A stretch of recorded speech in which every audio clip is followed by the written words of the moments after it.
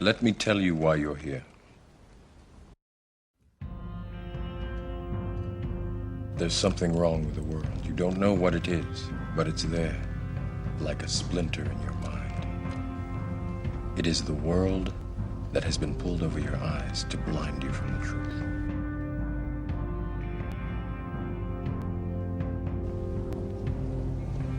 What truth? That you are a slave. Like everyone else, you were born into bondage, born into a prison.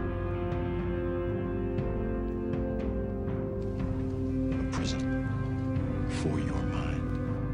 A prison for your mind. Unfortunately, no one can be told.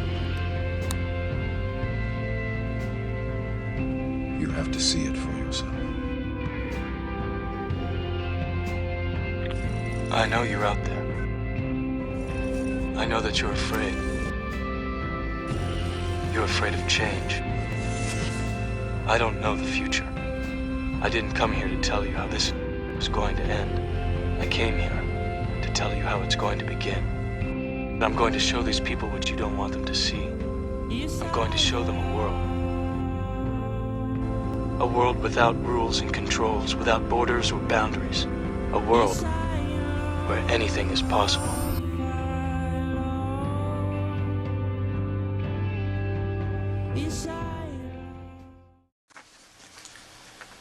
Hello everybody. I've written this important message to everybody, my subscribers, my friends, everybody out there on the planet, my brothers and sisters.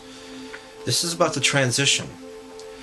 The transition, it begins with you and I. I can't sit here and tell you what the future may hold for the human race, but I can tell you how it can start. Everyone deserves the basics, providing people with fresh and healthy clean food, water, free access to renewable and clean energy sources, sustainable and reliable housing, sustainable and reliable transportation, the best and available communication technology, the most advanced education available, providable clothing, and the best health care any person can have. People would be so much better off in their lives if only they had access to just the basics. No more stress, no more worry, no more fear, and no more hardship. Every human being on the planet deserves to live peacefully and comfortably without the constraint of labor or servitude. When we see other people, whether on videos or in person, we always tend to see the differences and none of the similarities. We are more the same than we even understand ourselves. We are born, grow old, and die, breathe the same air, eat similar foods, drink water, enjoy all sorts of music, laugh, sing, and dance. So we are not that much different than you all think. Our behavior is out of control, our thinking is compulsive, our emotions are out of whack.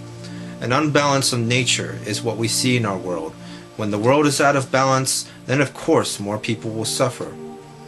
The grand scale of our world is that we live under a rock, and most of us don't care what happens in other parts of the planet. Some of us could just turn on our favorite TV show or sporting event to get away from the madness. We hate to see people suffer, even our own selves. But we look for self-satisfying desires, quick fixes, and immediate security when really all we wanted in the first place was peace of mind, freedom, love, and respect. We are not meant to destroy ourselves, but we can still create a lot of suffering through our ignorance, greed, and selfish acts, if we choose so. Each human being is capable of so much potential, so much love, so many amazing gifts, but we limit ourselves, we keep our thinking in a narrow perspective. We see our reality like it is, and not how it can be. The more we restrict ourselves, pass and follow new rules, laws, and new guidelines just to keep us safe, the more people will be enslaved and controlled, and no one will be free. Freedom isn't something you'll obtain, but freedom of expression is what you live for. The more we shine our light, our compassion in this world, the more we share resources, knowledge, tools, and wisdom, the faster we will move through this transition out of a monetary system. No one can tell you how to change. That is up to you to decide, because there is no teacher, no master, no pupil. You yourself are the teacher, the master, and the pupil. You are everything. Bye-bye, everybody. The human being realize that we are all one, basically. Not as an idea, but as a fact. Because when you go to India, you see the misery, the confusion, the anxiety, the despair of people running to their petty little gods whom they have created. You come to Europe, it's exactly the same thing. You understand, sir? First, to realize, not verbally, but in your heart, in your blood, in your whole thinking, that human beings right through the world go through the same agonies that one goes through.